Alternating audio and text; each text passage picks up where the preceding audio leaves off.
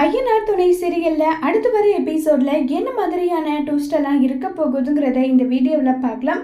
வழக்கம் போல காலேஜுக்கு பல்லவன் போயிட்டு வந்துடுறாங்க. பல்லவன் போயிட்டு வந்ததுமே வெளியே நடேசன் உட்கார்ந்துட்டு இருக்காங்க வீட்டுக்கு வெளியே.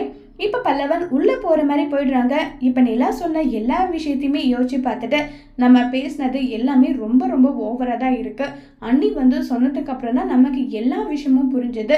அதனால் நம்ம இவர்கிட்ட மன்னிப்பு கேட்டுடலாம்னு சொல்லிட்டு பல்லவன் முடிவு பண்ணிட்டு போயிட்டு நடேசன் பக்கத்தில் நிற்கிறாங்க.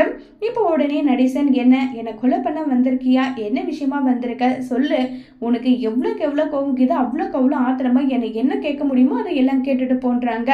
இப்போ உடனே பல்லவன் நான் உங்ககிட்ட மன்னிப்பு கேட்க தான் வந்தேன், என்ன மன்னிச்சிடுங்கன்னு சொல்லிட்டு பல்லவன் சொன்னதும் நடேசனுக்கு வேற லெவல்ல சந்தோஷமா இருக்கு. உடனே சோழன், சேரன், பாண்டி 3 பேரும் என்னடா நடக்குதுங்க, பல்லவன் போயிட்டு அந்த ஆளுகிட்ட மன்னிப்பெல்லாம் கேட்டுட்டு இருக்காங்களா டே பாண்டின்னு சொல்லிட்டு மாறி மாறி கிண்டல் பண்ணிட்டு இருக்காங்க.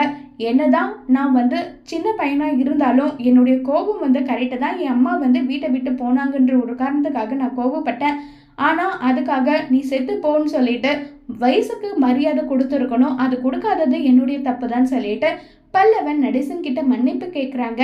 இதை கேட்டு நடேசன் ரொம்பவே சந்தோஷப்படுறாங்க. அதோட இந்த பிரமோவை முடிச்சிருக்காங்க.